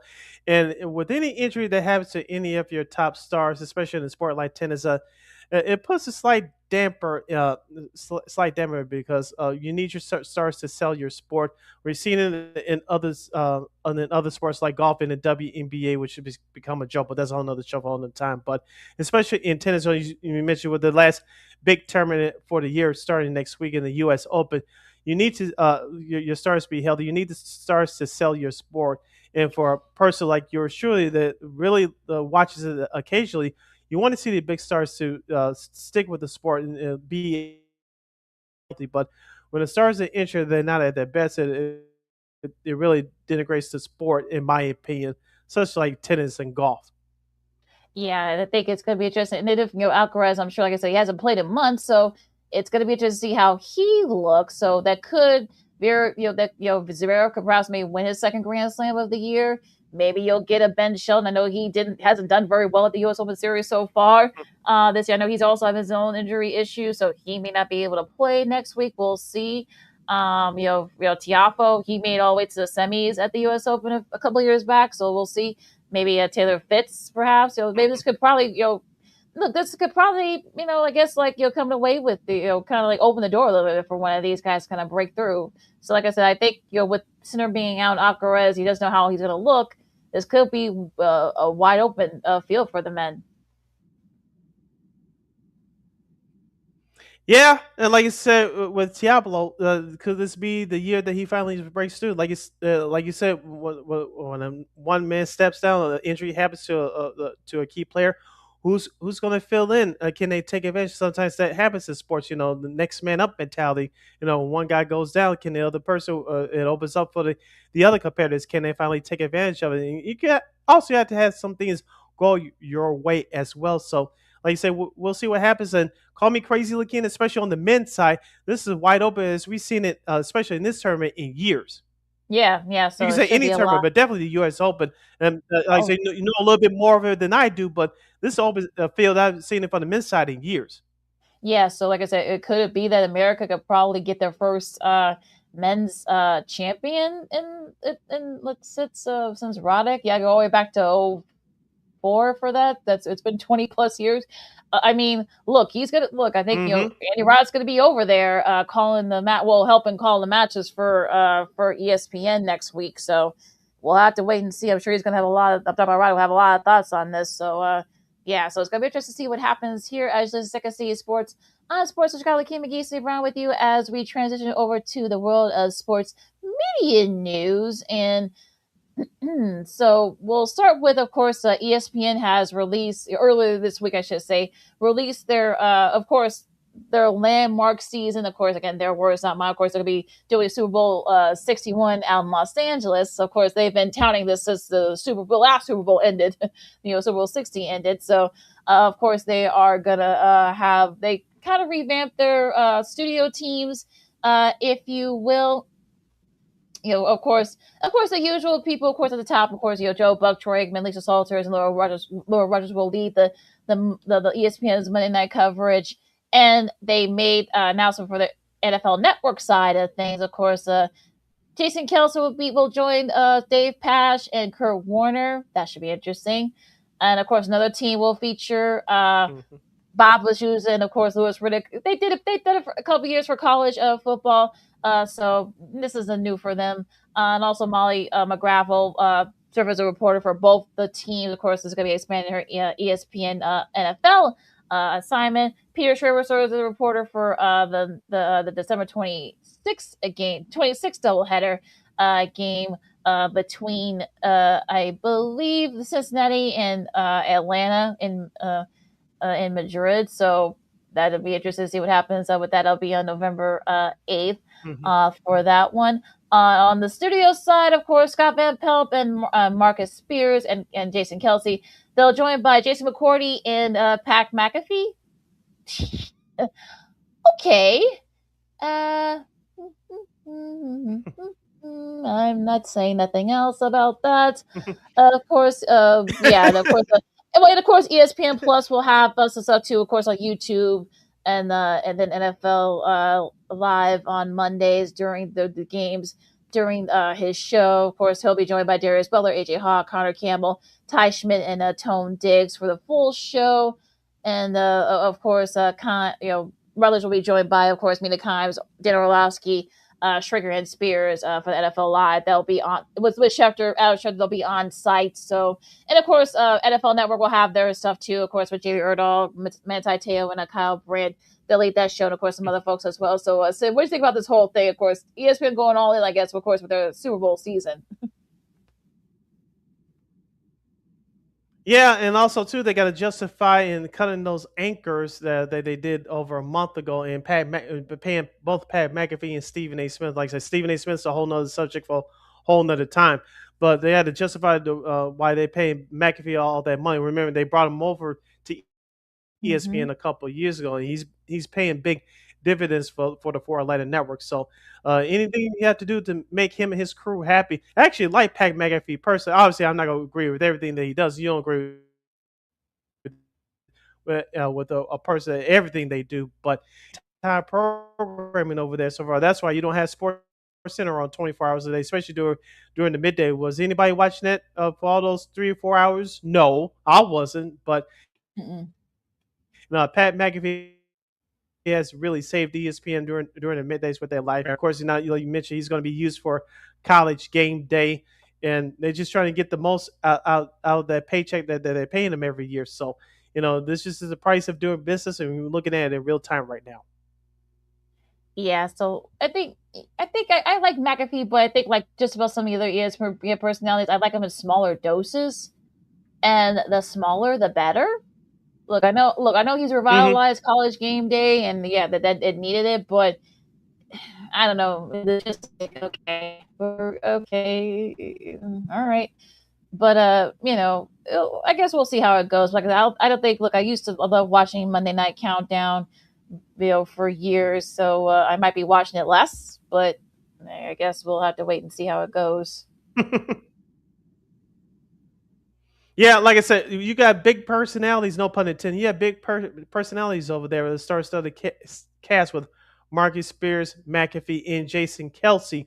All three of those guys love to talk, and they love the spotlight to themselves. It's going to be interesting how much time do those three individuals get, because Scott Van Pelt, who's going to host this thing, he's going to host and manage it. He's going to eventually manage it very well. But all three of those guys that you mentioned, they are huge personalities. I think it's going to be some quote unquote infighting on camera who's going to get the most time. because Jason Kelsey has been a big star over there for a while in his year plus Mhm. service over there. Marcus Smith has been there for years now, and a new guy, Pat McAfee. They're gonna have more viewers than ever for that pregame show because everybody's gonna watch what McAfee does and what he says. And so those other two guys, like, well, are we gonna be on our toes? What he says, what he doesn't say. I don't think it's gonna be like a Stephen A. Smith type of situation, but it's gonna be some quote unquote fighting for camera time there. I promise you that. Well, we know that. Look, I know. Look, Scott Van Pelt been doing this for years, so I'm not worried about what he's gonna. He'll be able to manage that. I mean, I don't want to say ruckus or any, stuff like that. But we'll have to wait Mhm. and see what happens. But yeah, he's gonna be delivering some traffic. So we'll see what happens there. Now, more sports media news. Here's some changes to the Notre Dame football coverage. Of course, now they have a new sideline reporter. She is Caroline Pineda. You've seen her, of course, doing baseball, and also she's done a lot of WNBA. And it sounds like Zora Stevenson, who's been doing it the last few years, will be concentrating more on the NBA and WNBA stuff. So that's why they're bringing Caroline back. She's been over there for the last few years, doing stuff for them. So this is a nice little promotion for her.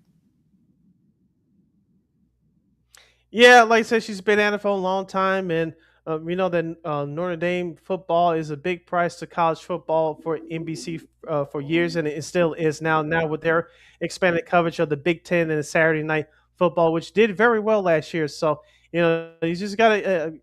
Sometimes you need a refresher course, bringing in new talent, obviously. So, and like I said, good for her. And like I said, she'll get that exposure that she needs, and like you said, NBC will try to keep a top spot in their college football coverage, especially with Notre Dame.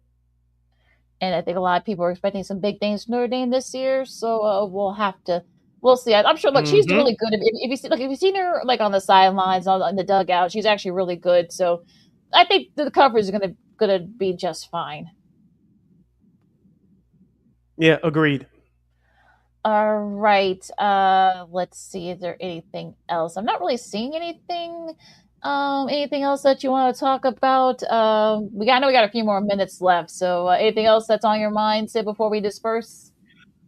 Oh, I wanted to ask you since I know you have not to get into your business a little bit, but I know you've been outspoken about not direct TV, YouTube TV, not YouTube TV. covering not carrying any regional sports channels. Of course, the traditional regional sports channels are obsolete now, especially when it comes to Mhm. basketball, hockey, and basketball, hockey, and baseball. But of course, I want to give a shout out to WCIU. I know as of right now, they're done with their Mhm.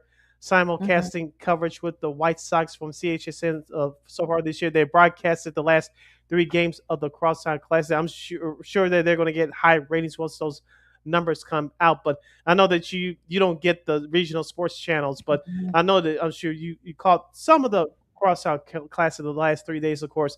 WCIU simulcasted the White Sox broadcast from CHS. I wanted to ask you, did you catch some of that coverage? I'm sure you did, but what did you think of the coverage for CIU?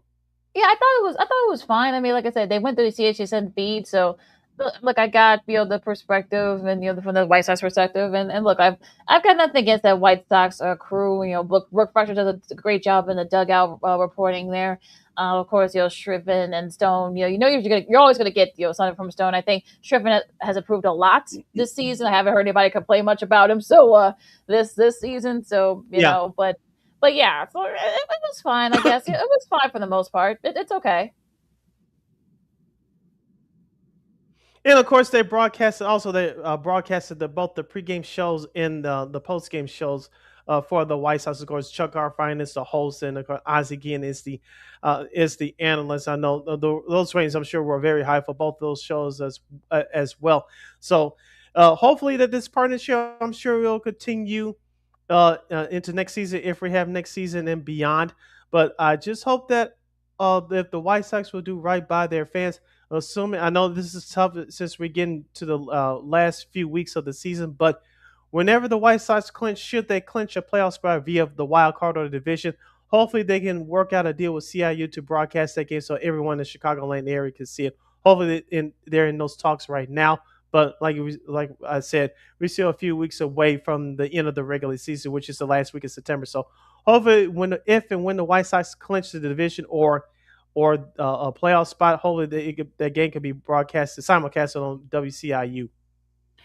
Well, the problem with that is it wouldn't be the White Sox.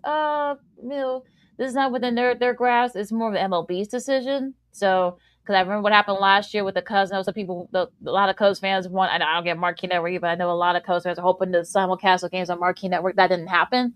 So I think that's an MLB type situation. So if the White Sox make the playoffs and they don't, people don't get to see those games on CHS, said it won't be because of Jerry Rice, although it be to blame him for stuff, but it'll be MLB's doing, not them. So it's the decision of MLB that though the MLB as a whole, not just the teams. It wouldn't be their decision.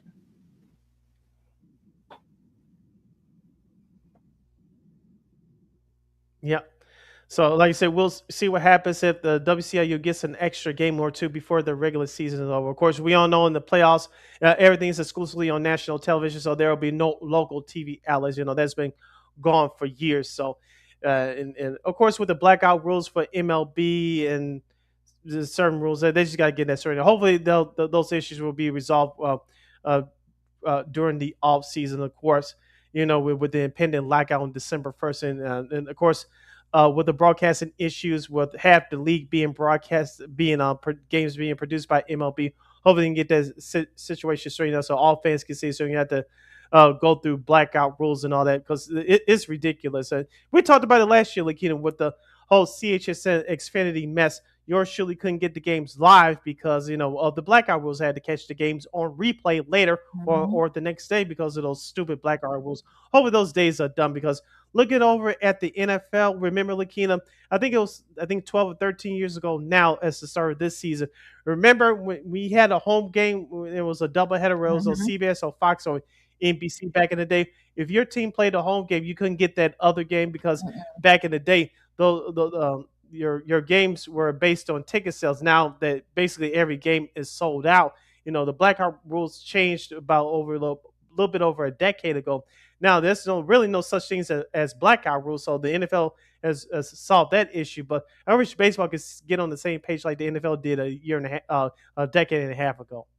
Well, I think because they saw that the ratings, took a little bit of a tumble in some local areas when you don't get to see the 49ers and the Giants or the Giants and the Cowboys at their peak, and also, Browns and Broncos and the Raiders. You didn't get to see those games when those teams were really good back then. So that's why they did away with those with the blackout rules early in the 2010s. So now the Rays are higher than ever, and of course the streaming stuff, that's a different conversation. We don't have time for that, but yeah, that part of it, hopefully the MLB, once this new agreement, whether it's next year or whatever, hopefully they'll figure that part out.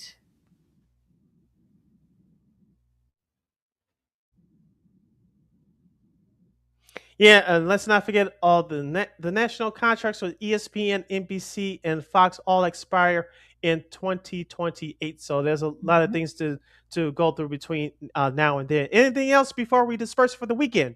Well, we forgot to talk about this a couple of weeks ago, but look, I mean, Xfinity, NFL Network, Xfinity's back on NFL Network's back on Xfinity. So I'm sure you and all Xfinity customers are happy about that. So. Just in time for the merger. We said that they would figure it out. Yeah, I mean, look, we said a couple of months back that they were going to figure it out once, especially once the merging became official and such. So, it's fine. But yeah, so look, I mean, they figured these networks and these media, TV and streaming companies, they all figure it out eventually. So, yeah. Long as I have it, Red Zone ready to go on my front room television on Sunday afternoon, September 13th at 12 noon Chicago time, your boy is good.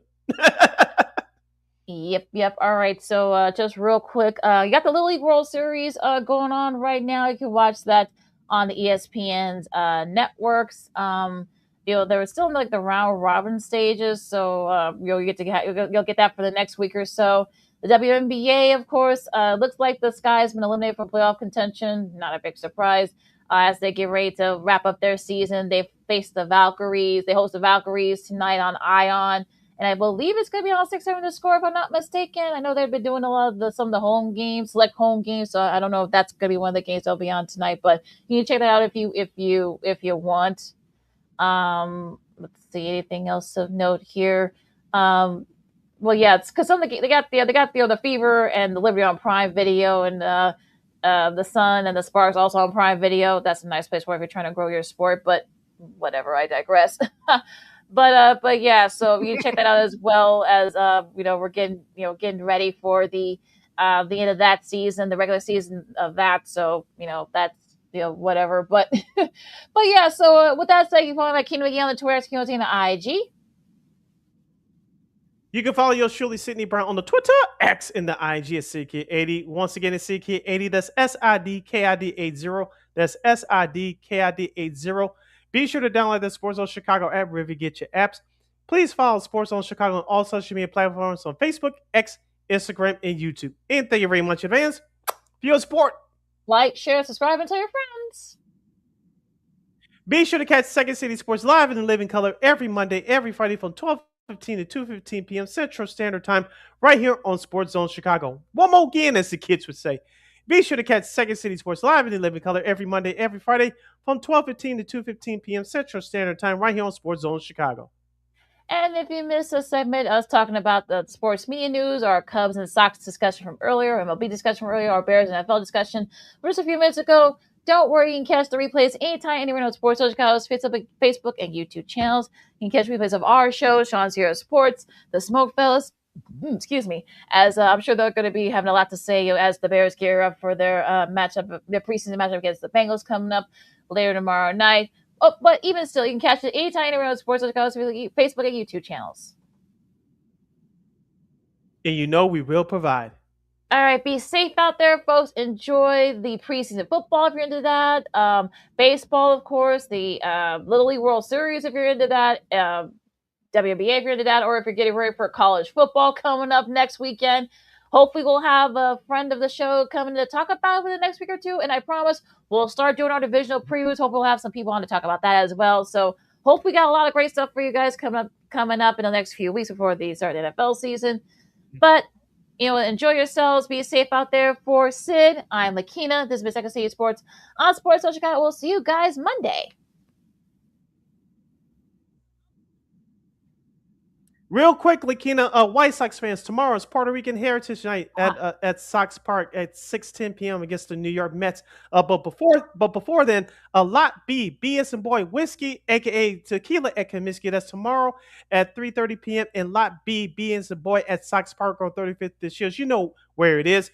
Yours surely is going to be there. Folks from White Sox Twitter is going to be there. Maybe a celebrity or two will be there. If you guys go into the game tomorrow for Puerto Rican Heritage Night at Sox Park, before the Sox take on the Mets at 6:10 p.m., remember to stop by Lot B and the boy for whiskey, a.k.a. tequila at Comiskey, presented to you by the Chicago Sports Bombs. And drink responsibly, folks. Don't drink until Monday. Holla! Go Sox! And drink responsibly, folks. That's right. Careful with the tequila. Too much tequila.